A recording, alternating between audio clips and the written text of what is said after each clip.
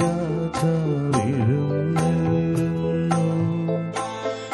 നാഗലോക നാഥനീശോ എഴുന്നള്ളുന്നു. മാനവർക്കു വരം തൂകി എഴുന്നള്ളുന്നു. എഴുന്നള്ളുന്നു രാജാവെഴുന്നള്ളുന്നു. നാഗലോക നാഥനീശോ എഴുന്നള്ളുന്നു. മാനവർക്കു വരം തൂകി എഴുന്നള്ളുന്നു.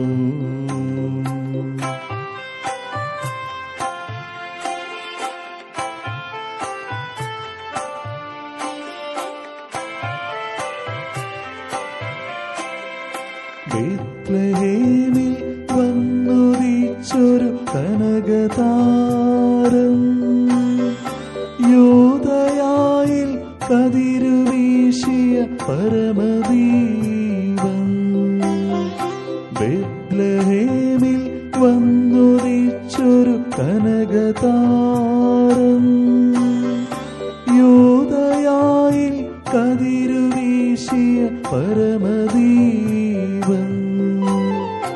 ഉന്നതത്തിൽ നിന്നിറങ്ങിയ ദിവ്യഭോജ്യം, മന്നിടത്തിനു ജീവനേകിയ സ്വർഗഭോജ്യം. എഴുന്നള്ളുന്നു രാജാവെഴുന്നള്ളുന്നു. നാഗലോക നാഥനീശോ എഴുന്നള്ളുന്നു. മാനവർക്കു വരം തൂകി എഴുന്നള്ളുന്നു.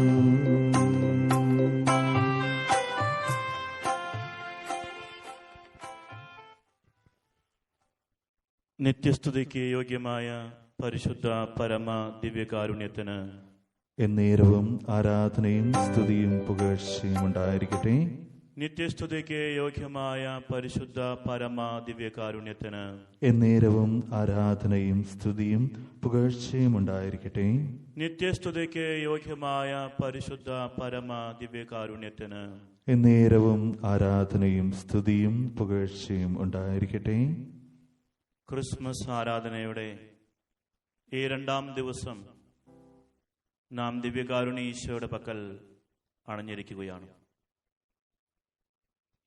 ഇന്ന് നാം ധ്യാനിക്കുന്നത് ഈശോ നമ്മുടെ രക്ഷകൻ എന്ന വിഷയത്തെക്കുറിച്ചാണ്. ലോകത്തിന്റെ രക്ഷകനായാണ് ഈശോ ഈ ഭൂമിയിൽ ജനിച്ചത്. മത്തായിയുടെ സുവിശേഷം 1-ാം അധ്യായം 21-ാമത്തെ വചനത്തിൽ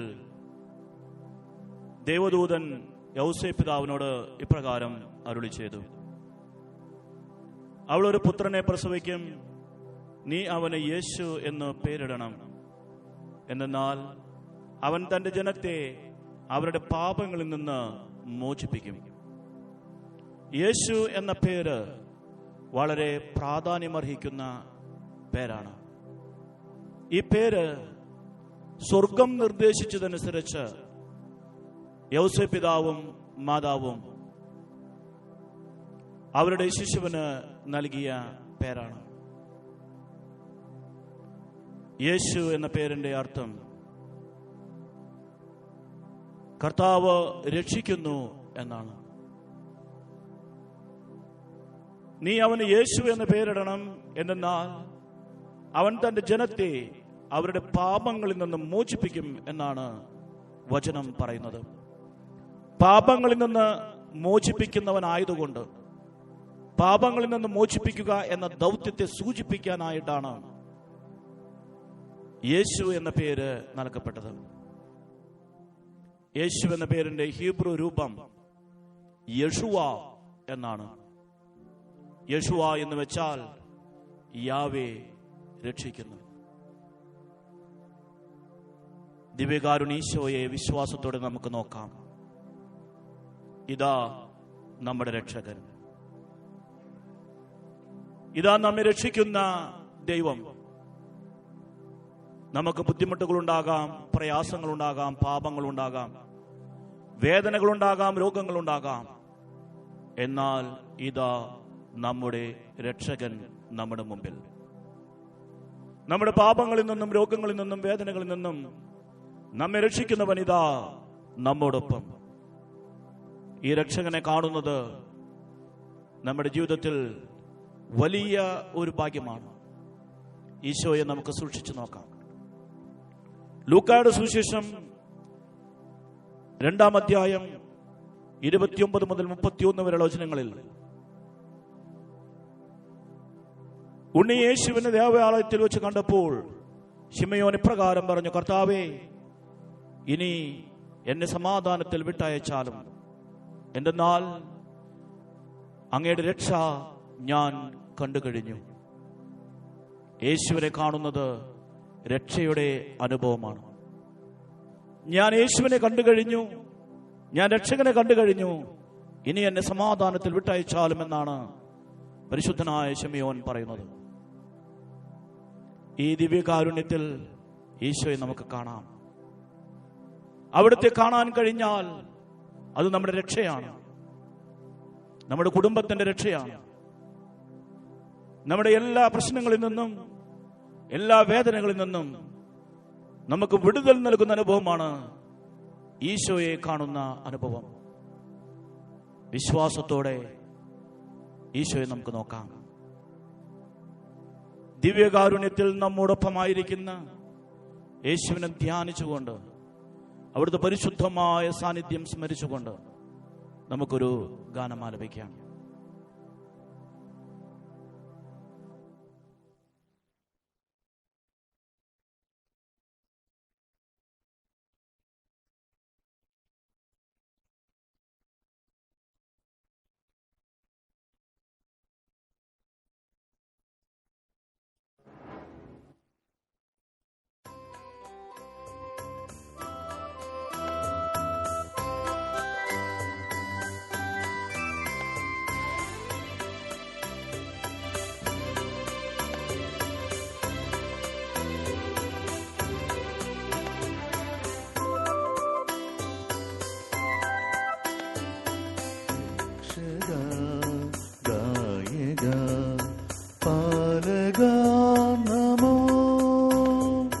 രക്ഷക ഗായക പാലക നമോ.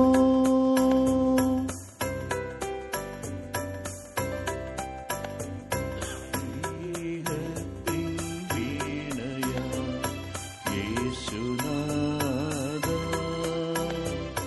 വാഴ്ത്തിടാം ഞങ്ങൾ വണങ്ങിടാം, വാഴ്ത്തിടാം ഞങ്ങൾ വണങ്ങിടാം. രക്ഷക ഗായക പാലക നമോ.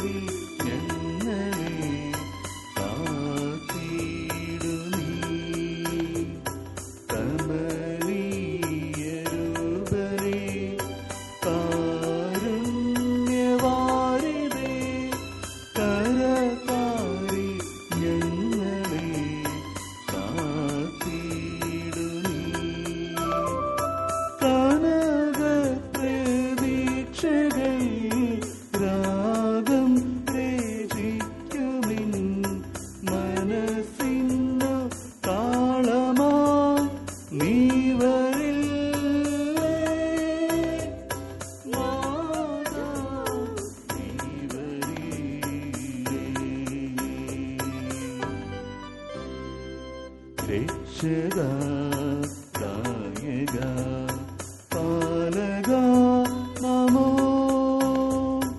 രക്ഷക ഗായക പാലക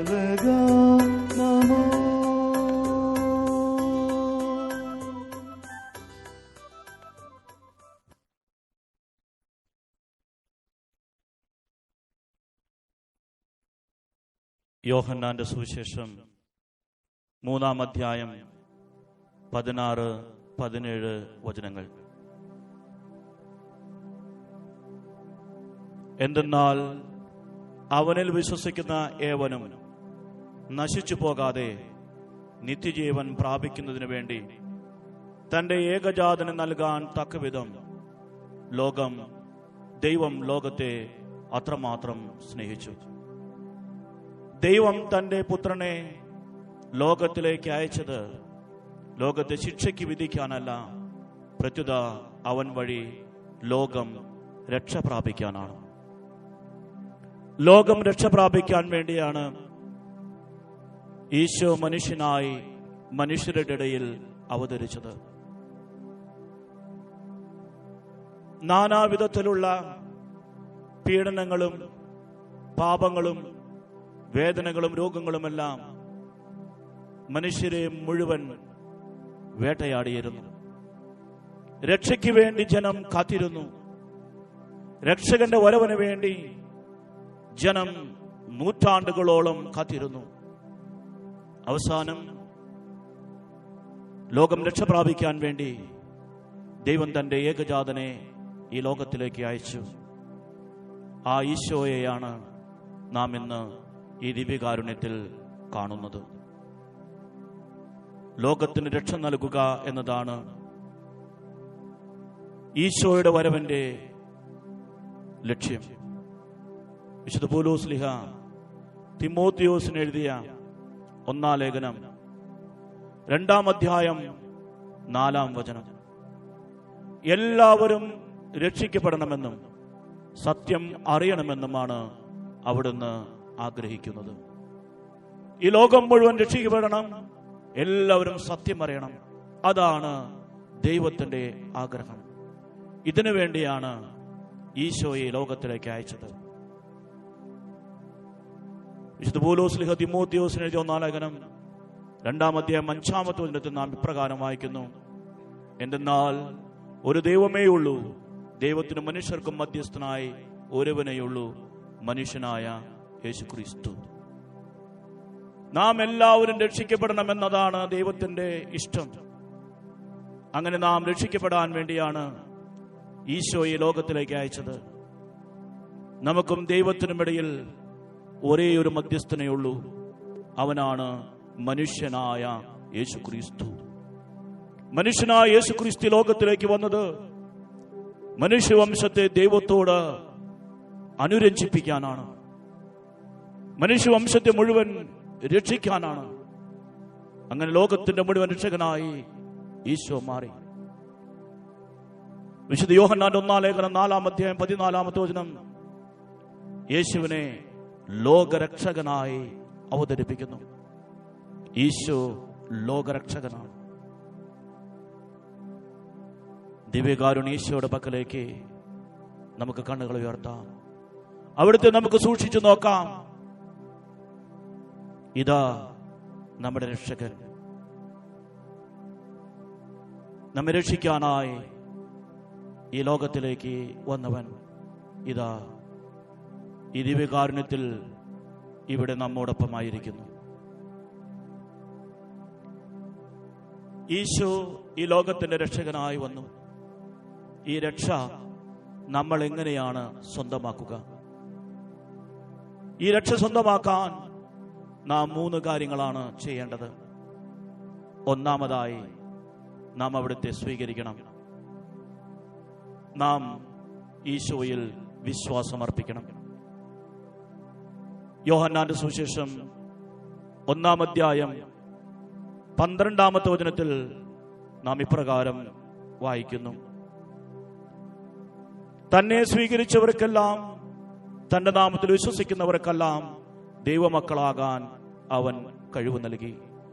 ഇതാണ് രക്ഷയിലേക്കുള്ള ആദ്യത്തെ പടി. നാം അവിടുത്തെ സ്വീകരിക്കണം. നാം അവിടുത്തെ പരിശുദ്ധ നാമത്തിൽ വിശ്വസിക്കണം. യേശു നമ്മോടൊപ്പം ആയിരിക്കുന്നു എന്നത് സന്തോഷത്തിന് കാരണമാണ്. യേശു മനുഷ്യനായി നമ്മുടെ ഇടയിൽ വസിച്ചു എന്നത് സന്തോഷത്തിന് കാരണമാണ്. അത് യേശുവിൻ്റെ രക്ഷാകര ദൗത്യമാണ്. എന്നാൽ ഈ രക്ഷ നമ്മൾ സ്വന്തമാക്കുന്നത് അവിടുത്തെ സ്വീകരിക്കുമ്പോഴാണ്.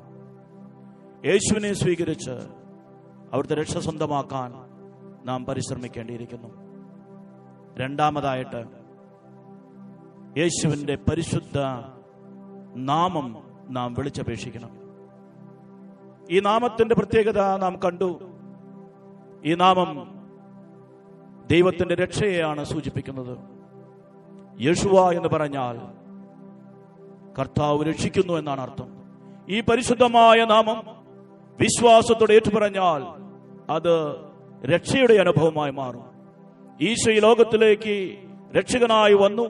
ആ രക്ഷകനെ സ്വീകരിച്ച് ആ രക്ഷകന്റെ പരിശുദ്ധ നാമം സ്വീകരിക്കുമ്പോൾ നമുക്ക് ഈ രക്ഷ ലഭിക്കുന്നു. അപ്പസ്തോല പ്രവർത്തനങ്ങൾ 2-ാം അധ്യായം 21-ാമത്തെ വചനം. കർത്താവിന്റെ നാമം വിളിച്ചപേക്ഷിക്കുന്നവർ രക്ഷ പ്രാപിക്കും. കർത്താവിന്റെ നാമം വിളിച്ചപേക്ഷിക്കുന്നവർ രക്ഷ പ്രാപിക്കും. രക്ഷ പ്രാപിക്കാനുള്ള രണ്ടാമത്തെ മാർഗമാണ് കർത്താവിന്റെ നാമം വിളിച്ചപേക്ഷിക്കുക. വിശുദ്ധ പൗലോസ് റോമാക്കാർക്ക് ലേഖനം 10-ാം അധ്യായം 13-ാമത്തെ വചനം. എന്തെന്നാൽ കർത്താവിന്റെ നാമം വിളിച്ചപേക്ഷിക്കുന്ന എല്ലാവരും രക്ഷ പ്രാപിക്കും. നമ്മുടെ മുമ്പിലായിരിക്കുന്ന ദിവ്യകാരുണ്യ ഈശോയെ കണ്ട് വിശ്വാസത്തോടെ കർത്താവിന്റെ പരിശുദ്ധമായ നാമം നമുക്ക് വിളിച്ചപേക്ഷിക്കും.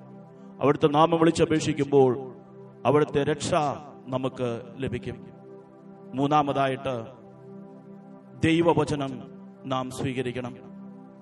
കാരണം ദൈവത്തിന്റെ വചനത്തിലൂടെയാണ്, ഈ രക്ഷയുടെ സന്ദേശത്തിലൂടെയാണ് നമ്മൾ രക്ഷയിലേക്ക് നീങ്ങുന്നത്. വിശുദ്ധ പൗലോസ് ശ്ലീഹ എഫേസുസുകാർക്ക് എഴുതിയ ലേഖനം 1-ാം അധ്യായം 13-ാമത്തെ വചനം. രക്ഷയുടെ സദ്വാർത്തയായ സത്യത്തിന്റെ വചനം ശ്രവിക്കുകയും അവനിൽ വിശ്വസിക്കുകയും ചെയ്ത നിങ്ങളും വാഗ്ദാനം ചെയ്യപ്പെട്ട പരിശുദ്ധാത്മാവിനാൽ അവനിൽ മുദ്രിതരായിരിക്കുന്നു. രക്ഷയുടെ സദ്വാർത്തയായ സത്യത്തിന്റെ വചനം, ദൈവത്തിന്റെ വചനം രക്ഷയുടെ വാർത്തയാണ്. അത് ദൈവത്തിന്റെ ശക്തിയാണ്.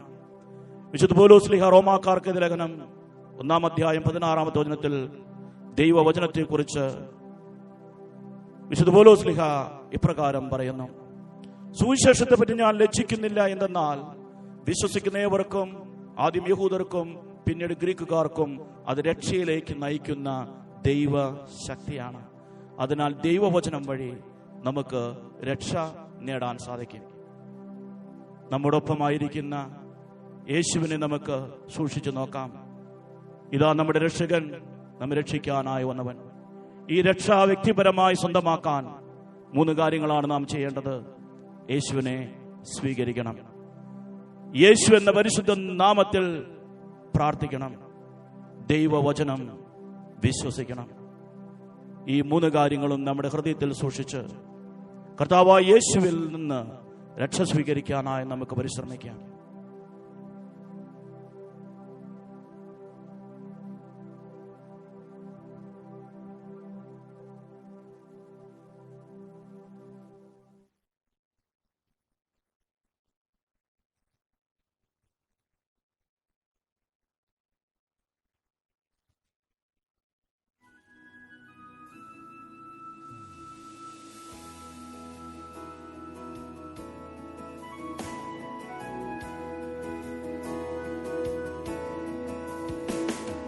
സ്തുതിക്കു യോഗ്യനാം യേശുനാഥ, വരുന്നു ഞാനിന്നു നിൻ സന്നിധി.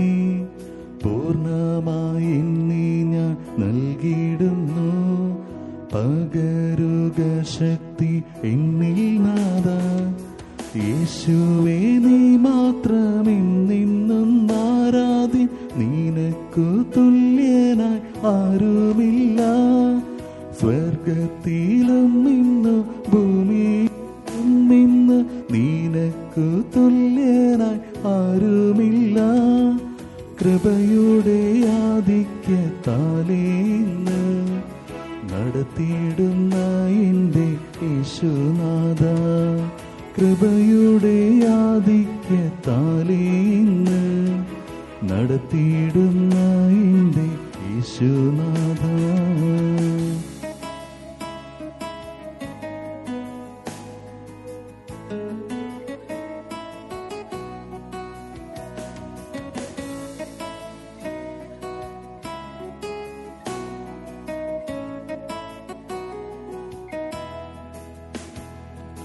പത്മോസിൻ ദ്വീപിൽ ഞാൻ ഏകനായാലും തീച്ചൂളയിൽ മധ്യ ആയിലിടും. പത്മോസിൻ ദ്വീപിൽ ഞാൻ ഏകനായാലും തീച്ചൂളയിൽ മധ്യ ആയിലിടും. കൂട്ടിനായി വന്നിടും, കൂടെ നടന്നിടും, മാറോടു ചേർത്തെന്നെ അണച്ചിടും. കൂട്ടിനായി വന്നിടും, കൂടെ നടന്നിടും, മാറോടു ചേർത്തെന്നെ അണച്ചിടും. യേശുവേ നീ മാത്രം എന്നെന്നും മാറാതെ, നിനക്കു തുല്യന ആരുമില്ല. സ്വർഗത്തിലും ഇന്ന് ഭൂമിയിലും നിന്ന് നിനക്കു തുല്യനായി ആരുമില്ല. കൃപയുടെ ആധിക്യത്താലേ ഇന്ന് നടത്തിയിടുന്ന എൻ്റെ യേശുനാഥ. കൃപയുടെ ആധിക്യത്താലേ ഇന്ന് നടത്തിയിടുന്ന എൻ്റെ യേശുനാഥ.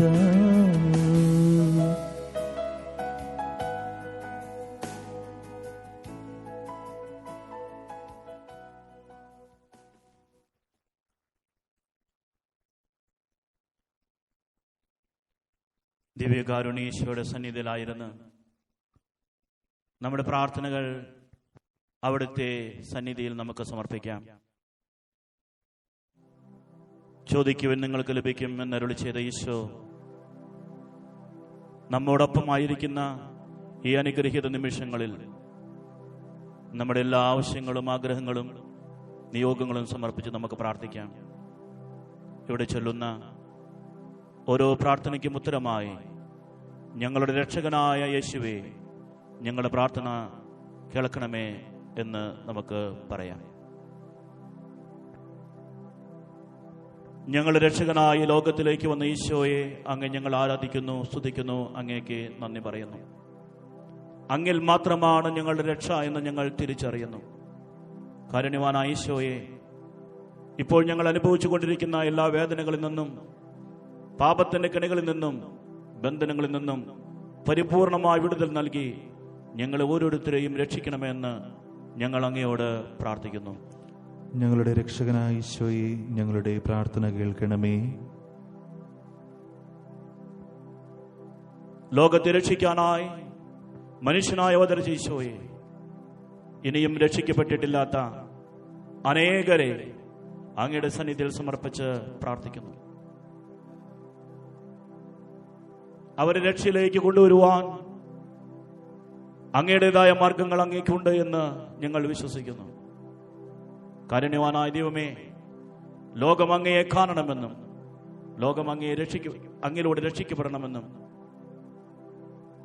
ഞങ്ങൾ ആഗ്രഹിച്ച് പ്രാർത്ഥിക്കുന്നു. എല്ലാ മനുഷ്യരും രക്ഷിക്കപ്പെടണമെന്നും എല്ലാവരും സത്യം അറിയണമെന്നും ആഗ്രഹിക്കുന്ന കർത്താവേ, ലോകം മുഴുവനെയും രക്ഷിക്കണമെന്നും ആ രക്ഷയിലേക്ക് ജനത്തെ കൂട്ടിക്കൊണ്ടുവരുവാൻ ഞങ്ങളെ ഉപയോഗിക്കണമേ എന്നും അങ്ങയോട് ഞങ്ങൾ പ്രാർത്ഥിക്കുന്നു.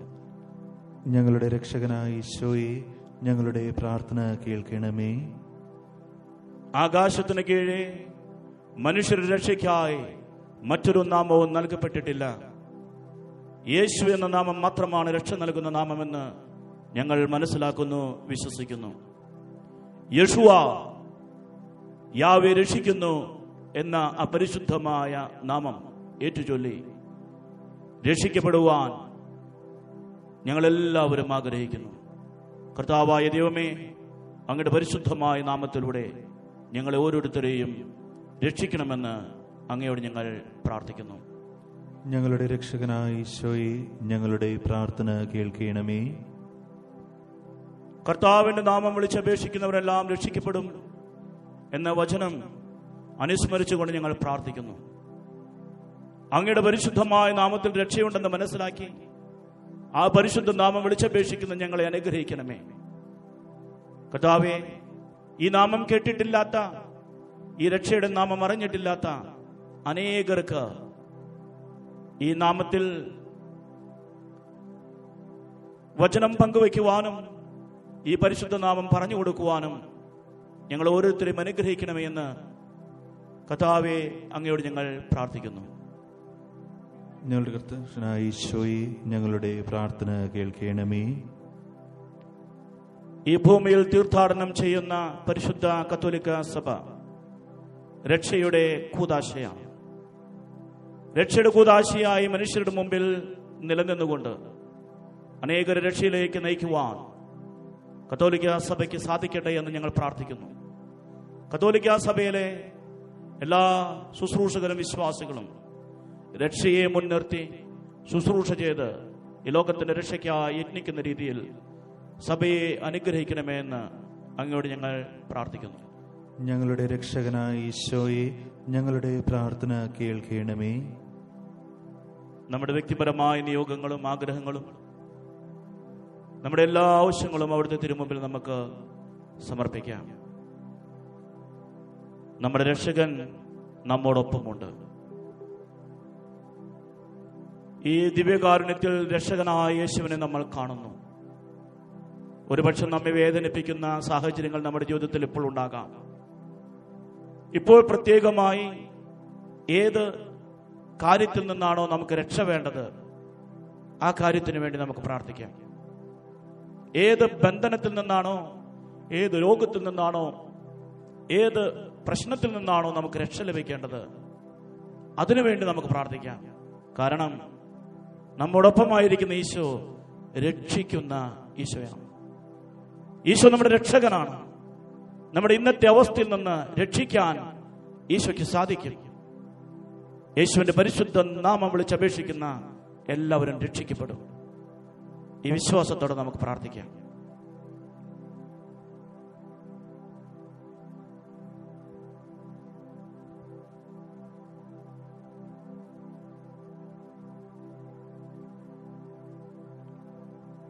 പരിശുദ്ധ കുർബാനയുടെ ആശീർവാദത്തിനായി നമുക്ക് ഒരുങ്ങാം.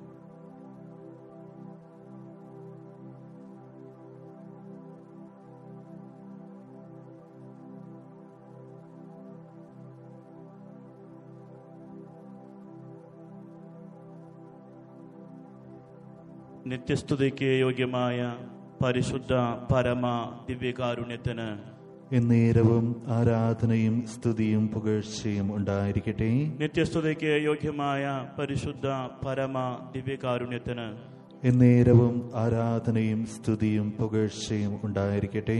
നിത്യസ്തുതിക്ക് യോഗ്യമായ പരിശുദ്ധ പരമ ദിവ്യകാരുണ്യത്തിന് എന്നേരവും ആരാധനയും സ്തുതിയും പുകഴ്ചയും ഉണ്ടായിരിക്കട്ടെ.